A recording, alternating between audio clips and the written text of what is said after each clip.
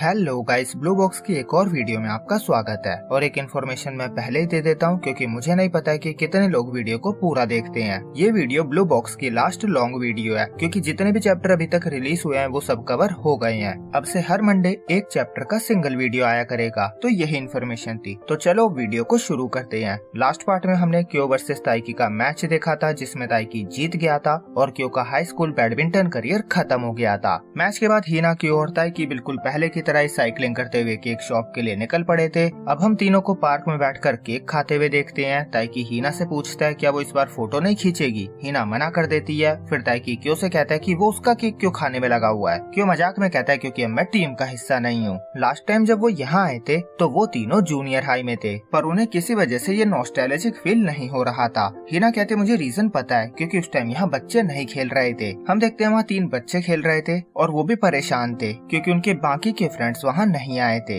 ये देखकर हिना उनके साथ खेलने चले जाती है। फिर ताइकी और क्यो भी उसे ज्वाइन करते हैं और तीनों मजे से गेम खेलते हैं। हालांकि क्यो अब ताइकी से कुछ ज्यादा ही मजे ले रहा था। लाइक पहले वो उसका केक खा रहा था और अब वो बच्चों को ताइकी को बॉल मारने को कहता है। फिर हिना बॉल को किक करती है जिसे देखकर ताइकी को उसका शूज थ्रो करना याद आ जाता है जब उसने जानबूझकर हार कर कन्फेस किया था और उसकी किक से बच्चे इम्प्रेस हो गए थे और उसे फिर दोबारा किक करने को कह रहे थे। पर इस बार जब हिना किक करने जाती है तो उसका बैलेंस बिगड़ जाता है और वो गिरने लगती है। पर ताइकी उसे पकड़ लेता है और उस पे चिल्लाने लगता है कि वो इतनी लापरवाह कैसे हो सकती है। उसका कंपटीशन चल रहा है, अगर वो इंजर्ड हो जाती तो। वो कहता है वो सब चाहते हैं कि वो अपना बेस्ट दे और वो सब उसके लिए चीयर करेंगे। फिर उन बच्चों के बाकी दोस्त भी आ जाते हैं और क्यों ताइकी और हिना आराम से बैठ जाते हैं। और क्यों उन दोनों के बीच में खुद को कबाब की हड्डी फील कर रहा था तो वो सिबलिंग्स के लिए केक लाने का बहाना मारकर वहाँ से चला जाता है और हिना और ताइकी अकेले रह जाते हैं। हिना ताइकी से कहती है उसने बिना सोचे समझे उस पर चिल्लाया, ये उसका नेचर है, वो काइंड है और अपने दोस्तों की परवाह करता है। वो बताती है हाई स्कूल के फर्स्ट ईयर में भी जब वो किसी से टकरा गई थी और उसका एंकल मुड़ गया था तो ताइकी को उसकी काफी फिक्र हुई थी और वो उसे नर्स ऑफिस तक साथ लेकर गया था। वो कहती है उसने जितनी भी उसकी केयर की है ताइकी ने उससे काफी ज्यादा उसकी केयर की है। हालांकि ये सिर्फ एज अ फ्रेंड ही था। ताइकी कहता है वो भी सेम फील करता है। उसे लगता है हिना ने उसकी ज्यादा केयर की है और नॉस्टैल्जिक से उसे एक बात याद आई थी जो वो उसे बताता है। जूनियर हाई से पहले वो करियर डे के लिए अपने प्री स्कूल गया था और वहाँ का ग्राउंड देखकर उसे नॉस्टैल्जिक फील हुआ था। पर जब उसने वहाँ के बाथरूम देखे तो वो उसके लिए बिल्कुल भी नॉस्टैल्जिक नहीं था क्योंकि अब वो बड़ा हो गया था और वो बाथरूम उसके लिए छोटा था, जिससे उसे इस पार्क में नॉस्टैल्जिक फील न होने का रीजन समझ में आया क्योंकि उनमें इतना बदलाव आ गया है कि यहाँ मिस करने जैसा कुछ बचा ही नहीं है। वो कहता है तुम मुझे पसंद करने लगी पर मेरे लिए चिनात्सु स्पेशल है, पर फिर भी मैं तुम्हारा बेस्ट फ्रेंड बना रहना चाहता हूँ। हिना कहती है मेरे इतना सब कुछ करने के बाद भी तुम ये कह रही हो, ये प्रूफ है कि तुम कितने सॉफ्ट हो। वो बताती है वो किस उसका लास्ट डेस्परेटेड ट्राई था पर उसे रियलाइजेशन है कि वो करके उसने ताइकी और चिनात्सु के साथ सही नहीं किया, इसीलिए वो उससे माफी मांगती है। ताइकी कहता है तुम्हें किसी को उसके कंसर्न के बिना नहीं छूना चाहिए। वो उसे ऐसे काम करने से मना करता है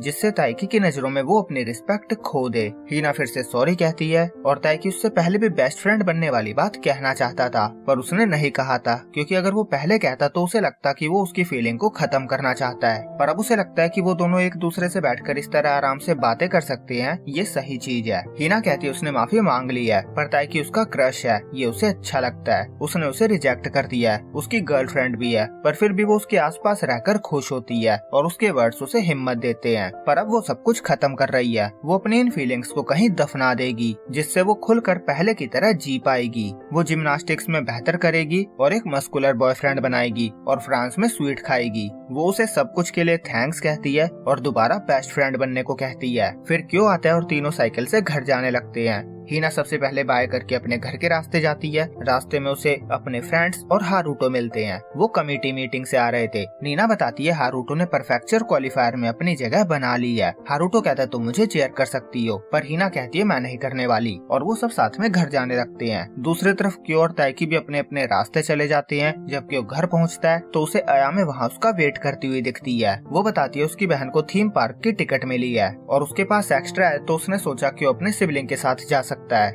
और वो इसे टूर्नामेंट में उसकी मेहनत का गिफ्ट समझ सकता है। क्यों कहता है मैं अपने सिबलिंग के साथ जाऊँ। अयामे हाँ कहती है। क्यों कहता है पर क्यों, जब हम दोनों साथ जा सकते हैं। अयामे सरप्राइज हो जाती है। दूसरी तरफ ताइकी को कुछ मैसेज आता है जो आप कुछ ही देर में समझ जाओगे कि उसे किसका मैसेज आया होगा। फिर वो घर पहुंचता है और बाहर चिनात्सु उसका वेट कर रही होती है। फिर सीन शिफ्ट होता है। अगले सीन में हम ताइकी और क्यो को थीम पार्क में देखते हैं। ताइकी उससे पूछता है क्या उसका अयामे और क्यो को ज्वाइन करना सही होगा। क्यो कहता है अयामे के पास 4 टिकट्स थी, तो ताइकी और चिनात्सु को बुलाना ही उन्हें सही लगा। वहीं चिनात्सु अब एक कॉलेज स्टूडेंट है तो उसे भी थीम पार्क में आना सही नहीं लग रहा था, पर अयामे कहती है कि उसे कॉलेज में आए हुए कुछ ही महीने हुए हैं, उसे यहाँ पे काफी मजा आएगा। और काफी महीनों बाद चिनात्सु को स्कूल यूनिफॉर्म में देखकर ताइकी ब्लश करने लगा था और इस तरह उन दोनों की डबल अम्यूजमेंट पार्क डेट शुरू होती है। चिनात्सु और अयामे हॉर्स राइडिंग करते हैं। फिर चिनात्सु रोलर कोस्टर राइड पे चलने के लिए कहती है। अयामे कहती है वो चिनात्सु के साथ बैठेगी। इस बात पर ताइकी और अयामे लड़ने लगते हैं। ताइकी कहता है मैं उसका बॉयफ्रेंड हूँ, मैं साथ बैठूंगा। अयामे कहती है लड़कियां साथ बैठेगी। ताइकी कहता है मैं खुश हूँ कि तुमने स्कूल यूनिफॉर्म का प्लान किया, अब मुझ पे एक और एहसान कर दो, हमें साथ बैठने दो। अयामे कहती है एक चीज मिल गई ना, खुश रहो, ये मत सोचो कि तुम उसके बॉयफ्रेंड हो तो वो सिर्फ तुम्हारी है। तभी क्यों कहता उन्हें एक साथ बैठने दो, वो कभी अम्यूजमेंट पार्क नहीं आए हैं। अयामे क्यों को घूरने लगती है और कहती है कि तुम हमेशा ताइकी की ही साइड लेते हो, पर क्यों कहता है ऐसा कुछ भी नहीं है। फिर वो रोलर कोस्टर राइड करने जाते हैं। अयामे कहती है कि उसे इससे डर लगता है, लास्ट टाइम वो इसमें एलिमेंट्री स्कूल में बैठी थी। क्यों कहता है चिल्लाने से डर कम लगता है। और चिनात्सु ताइकी का हाथ पकड़ लेती है और हाथ ऊपर करके राइड को फुल एंजॉय करती है।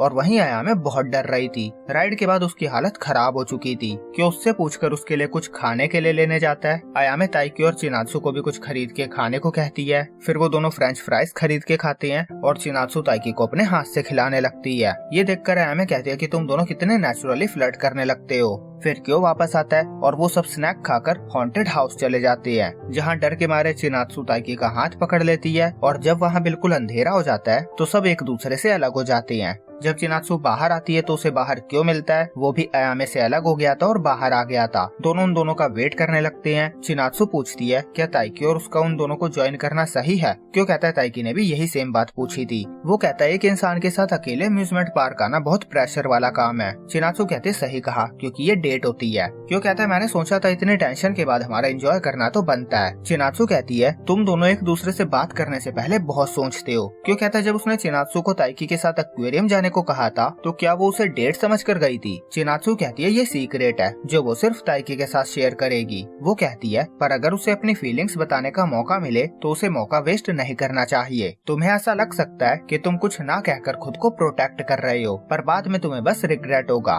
क्यों उसकी बात से एग्री करता है। फिर ताइकी और अयामे बाहर आते हैं। दोनों बहुत ज्यादा डरे हुए थे और क्यों अयामे से पूछता है तुम इंटेंस राइड हैंडल नहीं कर सकती हो ना। अयामे कहती है मुझे कोई प्रॉब्लम नहीं है, मेरी वजह से तुम खुद को मत रोको, तुम्हें सब कुछ ट्राई करना चाहिए। क्यों कहता है वो अयामे के साथ जेंटल राइड्स पे जाएगा तो उन्हें अलग हो जाना चाहिए। और वो अयामे को खींच के लेकर चला जाता है और चिनात्सु भी ताइकी का हाथ पकड़ के उसे ले जाती है। वो कहती है उसे उसके साथ कुछ ट्राई करना है। वो उसे क्यूट सा हेडबैंड पहनाती है और एक खुद भी पहनती है। वो उन दोनों के सामने ये पहनने के लिए कहने की हिम्मत नहीं कर पा रही थी और अब वो उसे फिर दोबारा रोलर कोस्टर राइड पे चलने के लिए कहती है, पर ताइकी कहता है उनके हेडबैंड उड़ जाएंगे, इसीलिए वो दूसरी राइड पे जाते हैं। चिनात्सु को बहुत मजा आ रहा था, पर मैं ताइकी के लिए सेम चीज नहीं कह सकता। वो सोच रहा था मुझे पता होना चाहिए एक बास्केटबॉल एस प्लेयर से और उम्मीद भी क्या की जा सकती है, उसके स्टेमिना की कोई बराबरी नहीं कर सकता। और चिनात्सु से एक और राइड पे चलने के लिए कहती है, पर वहाँ बहुत भीड़ थी, उन्हें 30 मिनट वहाँ वेट करना पड़ता है। और वो कुछ लड़कियों को बातें करते हुए सुनते हैं कि अगर कोई फेरी व्हील के टॉप पे किस करता है तो उनका ब्रेकअप हो जाता है। फिर वो कार्ट्स राइड करते हैं और चिनात्सु ड्राइविंग करती है और उसके पास एक्चुअल का लाइसेंस भी था, तो वो ताइकी से उसके साथ ड्राइव पे चलने के लिए पूछती है और ताइकी तो उसे कहाँ ही मना कर सकता था।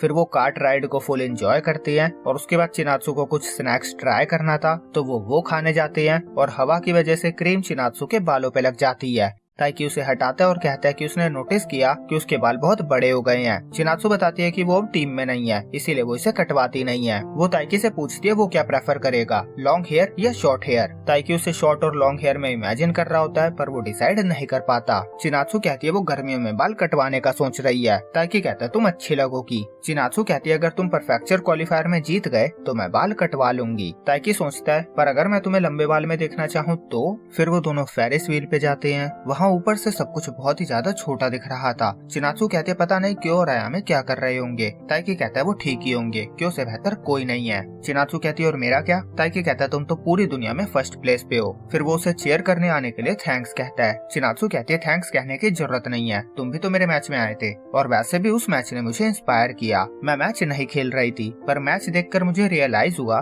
किसी को पूरे दिल से फेस करने की फीलिंग को मैं कभी नहीं भुला पाऊंगी, इसीलिए मुझे स्पोर्ट्स पसंद है। तभी राइड को हवा में ही रोक दिया जाता है। वो मैकेनिकल सिस्टम का इंस्पेक्शन कर रहे थे। ताइकी और शिनात्सु फेरिस व्हील में ही ऊपर अटके हुए थे। ताइकी कहता है वो कॉलेज में भी बैडमिंटन कंटिन्यू करेगा। वो शुरू से शुरू करेगा, कॉलेज चैंपियनशिप खेलेगा और जापान टीम के लिए खेलेगा। उसे और स्ट्रॉन्ग बनना है। उसने जब जब किसी को अपने फ्यूचर के बारे में बातें करते हुए सुना, उसने हमेशा बैडमिंटन को ही कंटिन्यू करने का सोचा और उसे पता है वो और इम्प्रूव कर सकता है। वो हमेशा अपनी लिमिट को पुश करता आया है और वो खुद को इसी तरह चैलेंज करता रहेगा। शिनात्सु कहते जब मैं तुम्हारी फैमिली के साथ रहने आई थी वो दिन मुझे अभी भी याद है। मुझे याद है मैंने तुमसे कहा था तुम्हें ऊंचे गोल रखने से डरना नहीं चाहिए। वो कहती है तुम कुछ भी डिसाइड करो, मैं हमेशा तुम्हारे लिए प्रे करूंगी। मैं हमेशा कहूंगी सब ठीक होगा। अगर कभी तुम गिर जाओगे तो मैं तुम्हारे फिर खड़ा होने का वेट करूंगी और तुम्हारे साथ आगे बढ़ूंगी। मैं तुम्हारे हर अच्छे बुरे में तुम्हारा साथ दूंगी। और इस मूवमेंट पे राइड भी दोबारा स्टार्ट हो जाती है और ताइकी उसे किस करने के लिए उसके पास जाता है, पर शिनात्सु उसे रोक देती है क्योंकि उसने वो ब्रेकअप वाली बात सुनी थी। ताइकी कहता है पर अभी तुमने मुझे एक तरह से प्रपोज किया है, इसके बाद मैं रुक नहीं सकता और वैसे भी अभी हम टॉप पे नहीं पहुँचे हैं। फिर वो फेरी व्हील में ही किस करते हैं और यहीं पे ये एपिसोड एंड होता है। तो अब से आपको हर मंडे का इसका एक छोटा वीडियो मिला करेगा, तो नो कंप्लेंट्स, क्योंकि अभी तक एक वीडियो में 3 से 4 चैप्टर कवर होते आए हैं, पर अब से बस एक ही चैप्टर होगा क्योंकि ये मांगा वीकली रिलीज होता है। तो मिलते हैं मंडे को इसके अगले चैप्टर के साथ, जब तक के लिए बाय बाय।